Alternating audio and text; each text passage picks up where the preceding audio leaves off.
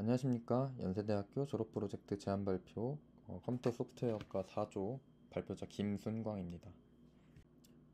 목차는 연구 동기 및 프로젝트 목표, 기술 소개, 관련 분야 동향 리뷰, 프로젝트 방향성으로 구성되어 있습니다. 연구 동기 및 프로젝트 목표입니다. 제트브레인에서 진행한 2023년 미국 내 26,000명 개발자 대상 설문에 따르면 77% 개발자들은 챗GPT 활용해봤고 46% 정도의 개발자는 코파일럿 활용해봤습니다. 생성형 AI로 가장 많이 활용한 업무는 주로 자연어와 통해서 이제 일반적으로 좀 물어보거나 코드를 생성하거나 뭐 주석 등을 좀 사용을 하는 식으로 좀 활용을 했고, 좀 사용을 안 하는 좀 기능들은 보통 코드를 좀 디테일한 설명을 본다던가 코드를 디테일하게 리뷰한다던가 이런 검토하는 부분에서는 좀 사용률이 낮았습니다. 그리고 또 이제 국내 이제 프로그래머스에서 진행한 2023년 이제 5,000명 대상으로 한 설문에 따르면 이제 가장 선호하는 그런 개발 문화는 좀 코드 리뷰라고 합니다. 그래서 이제 이런 생성형 AI를 개발자들이 활용을 많이 하고 있지만 좀 기본적인 그냥 일반적인 질문 중심이고 심층적으로 이제 코드가 어떻게 되고 디테일하게 활용하는 개발자는 그렇게 많지는 않다. 그래서 저희는 이 프로젝트 목표를 생성 AI를 활용해서 이 코드를 더 심층적으로 리뷰하고 분석할 수 있는 그런 웹 서비스를 만들어 보는 것이 목표입니다. 기술 소개입니다. 라지 랭귀지 모델, 그리고 레그인데요. 우선 LLM 같은 경우에는 이제 대규모 언어 데이터셋으로 학습해서 이제 대규모 엄청 많은 파라미터 가진 언어 모델이고요. 대규모의 기준은 좀 정해져 있지는 않지만 저희가 가장 많이 쓰는 챗GPT, 그러니까 GPT 3.5 기준으로는 175빌리언, 그러니까 1750억 개 파라미터를 좀 가지는 규모를 가졌다고 합니다.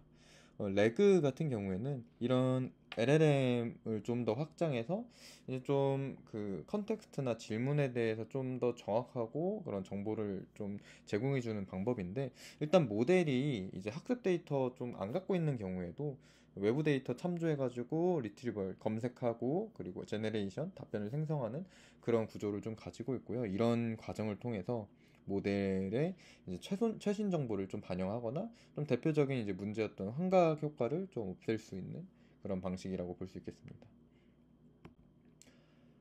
그래서 레그의 파이프라인을 좀 크게 두 가지로 나눠볼 수 있습니다. 데이터 인덱싱 그리고 데이터 리트리벌 제네레이션.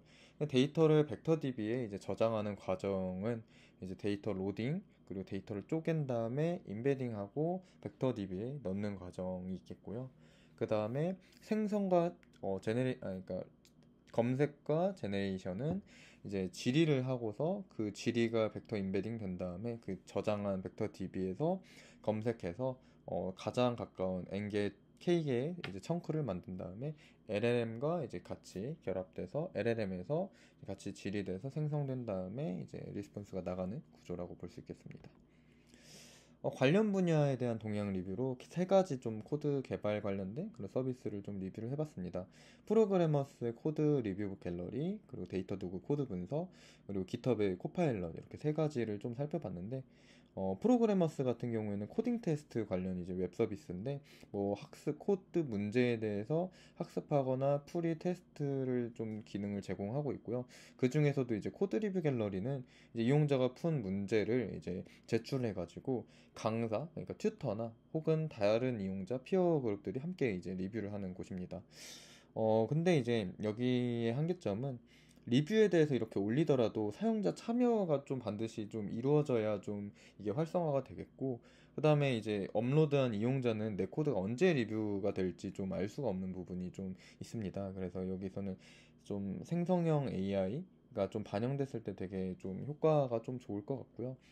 데이터 도구 코드 분석 같은 경우에는 이제 데이터 도구는 클라우드 스케일 모니터링 서비스인데 이제 코드 분석 기능 해가지고 정적 분석, 소프트웨어 분석들 주로 하고요. 정적 분석은 이제 코드 취약성, 코드 품질, 그리고 소프트웨어 구성 분석은 라이브러리 취약성이나 목록에 대한 분석들 해주고 지금 현재 퍼블릭 베타 버전이라고 합니다.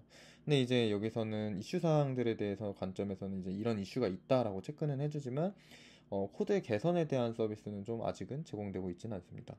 코파일럿은 되게 좀 유명한 이제 그 서비스죠. 이제 AI 기반 코드 완성 도구고 효율적 코드 작성해줘서 이제 개발 속도 향상을 해주고 있는데 대표적인 기능으로는 이제 코드 자동 완성, 블록 생성 그리고 뭐 요즘에는 이제 그 챗을 통한 이제 질의까지 이제 넣고 있는데 일단 이 서비스 같은 경우는 코드에 대한 이제 좀 디테일한 분석보다는 내가 작성하고 있는 코드에 대해서 좀 비슷한 코드로 제안해주거나 생성을 해줘서 좀 효율성 증대에 초점이 맞춰져 있는 서비스라고 볼 수 있겠습니다. 그래서 저희가 이제 개발을 하고자 하는 방향성은 일단은 초보 개발자, 개발에 대해서 공부를 더 하고 싶은 이런 초보 개발자가 이 개발자들의 개발 실력을 좀 높여주기 위해서 두 가지 기능을 좀 기획을 해봤습니다. 첫 번째는 코드 분석, 두 번째는 디버깅 Q&A입니다. 코드 분석은 이제 프롬프트 엔지니어링을 좀 고도화해서 코드 리뷰나 제한 기능을 조금 더 구현해 보고자 하고요. 디버깅 Q&A 부분은 이제 레그를 좀 활용해서 최신성 정보 이제를 좀 반영한 이제 질의 챗봇을 좀 구현을 할 예정입니다. 우선 이제 그 코드 분석 같은 경우에는 이제 이런 기능을 좀 활용해 보려고 합니다.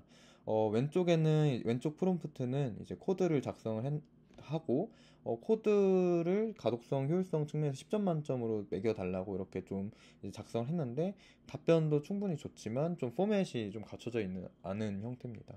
이제 그 질의 측면에서 프롬프트를 조금 가공해서 이런 모양으로 짜줘.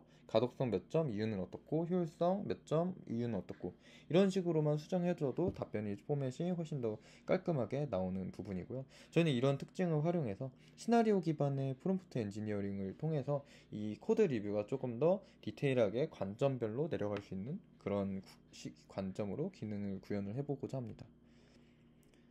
이제 두 번째로 디버깅 Q&A 기능 같은 경우에는 이제 왼쪽에 이제 단순 LLM 질의를 하면 이제 랭체인 라이브러리에 대해 설명을 해달라고 남겨봤는데 챗GPT에서 이 당시 랭체인이 없다 보니까 이제 이 데이터에 대해서는 알 수 없다라고 하는데 레그를 활용해서 이 저희가 벡터DB의 최신 패키지 정보들을 조금 이제 반영을 해 놓은 다음에 이걸 기반으로 이제 이 대답을 할 수 있는 그런 구조를 좀 만들려고 합니다. 그래서 이제 전체적인 유저 플로우와 화면에 대한 이제 구성을 좀 해봤습니다. 우선 첫 번째로 메인 화면 구성은 메인 화면에서 코드 분석 그리고 디버깅 Q&A 화면으로 가는 부분을 좀 그렸습니다. 메인 화면에 이제 샘플이고요. 메인 화면에서 코드 첨삭 버튼에서 그리고 디버깅 Q&A 버튼으로 넘어갈 수 있는 화면입니다. 두 번째로는 코드 분석에 대한 유저 플로우인데요. 코드 분석으로 들어갔을 때 소스 파일을 업로드하고 업로드하면 자동적으로 기본으로 이제 이 코드를 분석하는 과정을 가져서 이제 최초 분석이 나오고 그다음에 여기서 이 사용자가 내가 더 이거를 디테일하게 분석을 해보고 싶다 그러면 이제 분석 관점을 다양한 효율성이나 가독성 뭐 등등 기타 등등의 이제 시나리오 관점에 선택을 한 뒤 추가 분석이 지시가 되는데 여기서 또 추가로 더 분석을 하고 싶으면 이제 분석을 더 반복하면 되는 거고 반복하지 않고 이제 새로운 코드를 하고 싶으면 다시 처음으로 소스 코드 업로드 과정으로 돌아가고 만약에 이제 그 종료하고 싶으면 종료까지 저장하고 종료하는 구조로 이루어졌습니다. 화면으로는 이 소스 코드 업로드 그리고 결과 그 다음에 만약에 아래쪽 하단에 추가 분석을 원하면 추가 분석 이제 선택지가 나오고 그 다음에 이제 추가 분석 결과가 나오고 이런 화면으로 구성을 해봤습니다. 이제 마지막으로 세 번째 디버깅 Q&A 과정은 이제 챗봇 같은 구현인데 질의를 했을 때 지식 베이스 참조해서 결과 제시되고 추가 질문을 계속 반복하는 그런 과정이고 추가 질문 없으면 종료되는 그런 구조입니다. 화면은 챗봇의 그런 형태입니다. 아키텍처 구성도는 이제 다음과 같고요. 그 다음에 저희 WBS는 이제 대략적으로 3, 4, 5, 6월 이렇게 4달 구성해서 이제 3월에는 프로젝트 준비, 아이제이션 가설들을 좀 수립을 했고요. 4월에는 이제 프론트엔드, 백엔드에 대해서 이제 각 기능을 좀 구현을 할 예정이고요.